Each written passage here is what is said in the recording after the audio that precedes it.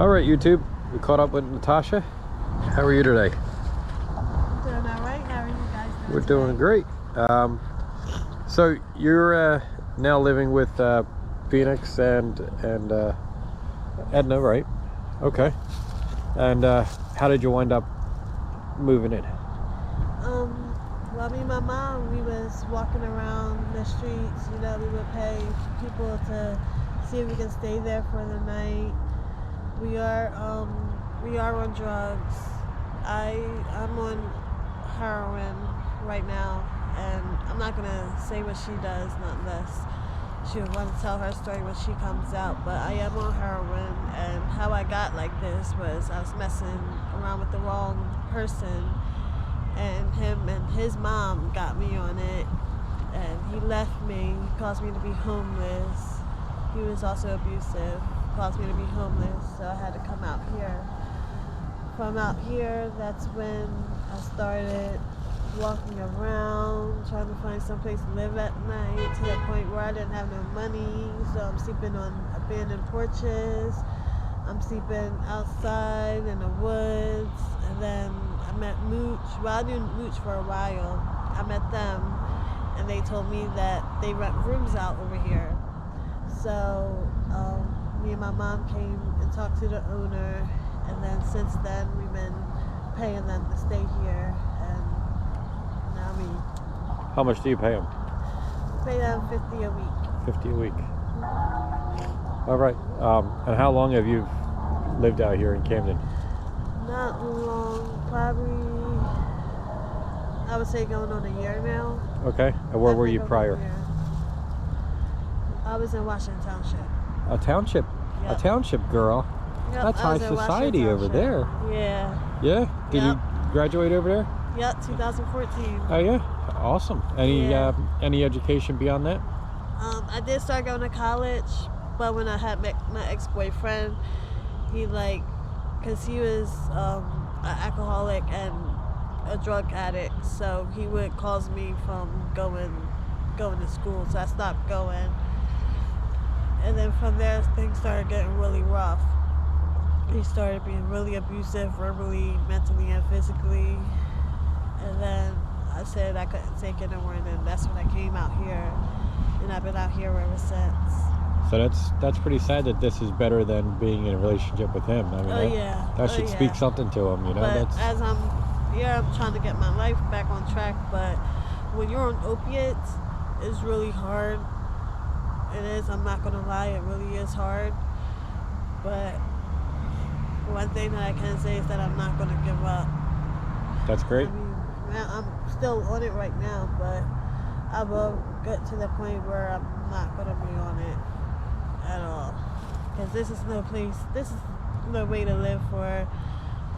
I'm 25 years old. This is no way to live for a 25-year-old. I got my whole life ahead of me, and it sucks when you're in this predicament. Right. Because you feel stuck, and the only thing you would want is drugs to feel numb. So you date to pay for your habit then? Yes, here and there. Here and there? Yes. When you're not dating, what are you doing to support your habit? I get money. I get money from social services every month. Okay. So I'll get that and try to make that last me. But it's not that much that I get from them. So from me paying rent, make sure my rent is paid here so I can have somewhere to stay, and me being on heroin, it's pretty hard to make it last through the whole month. So from then, I'll go out and date. How much do you spend a day? Oh man.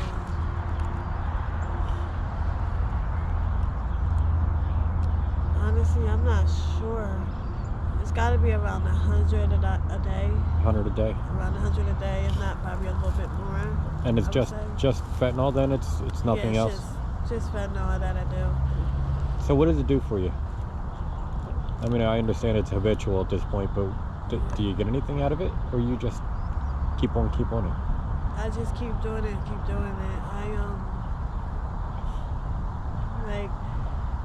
I go through withdrawal if I don't have it. Right. So I used to do it just to get high, but now because I get sick if I don't have it. I do it so that way I don't be sick.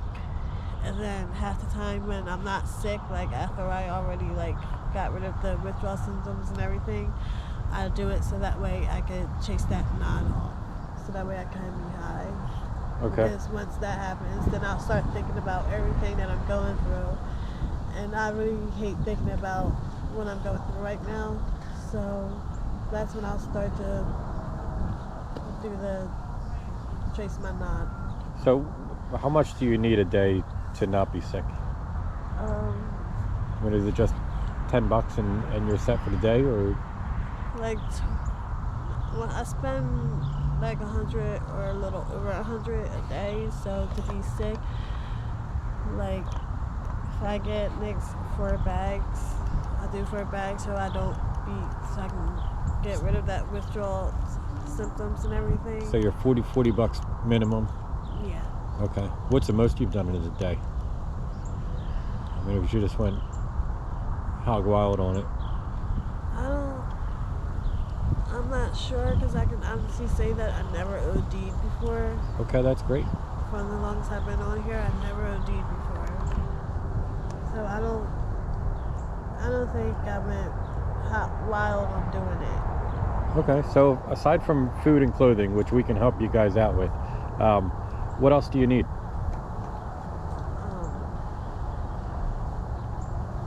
Long term. I mean, if you're planning on getting some clean time, what do you need long term? I really want to go back to school and get a job. Definitely a job. I really do need to start working. And do you have an interest in cleaning up? yeah. You do? Yeah. Okay. Do you have IDs and stuff like that? I just lost my ID in my purse. I set my purse down and walked away and forgot to get it, but I'm in the process of getting it right now. Wait, you've lived in Camden for a year, and last week you put your purse down by mistake?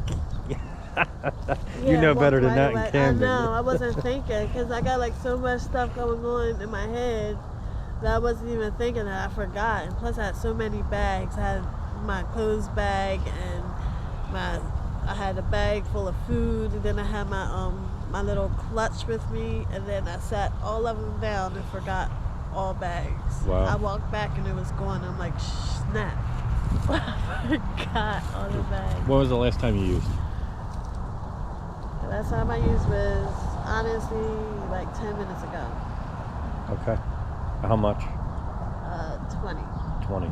So that's a pretty big shot, 20, right? Yeah, well, I didn't do them all in one shot. Like, I still got another one, but I definitely did 2 so far. So what are you feeling right now? Just normal. I was sick, so it took my withdrawal away. I see. So I'm just coming back to feeling normal again. Okay. I guess one last question I have is, what would you hope to find in your Christmas stocking?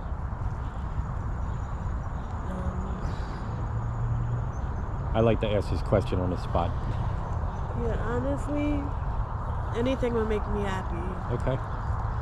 Is there anything specific, any small items you specifically need? Any specific hygiene products or just personal care or anything like that that you... I got all of that, but I definitely would say I would need...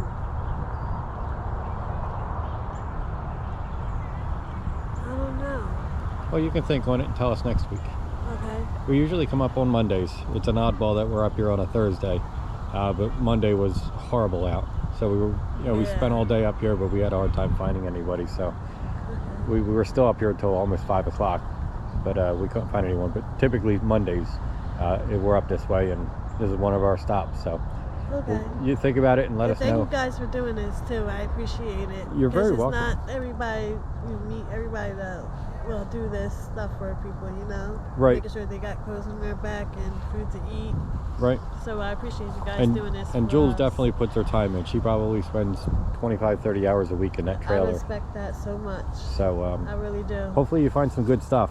I guarantee you'll find some good stuff in there. Thank you. But at any rate, thanks for the conversation. You're welcome.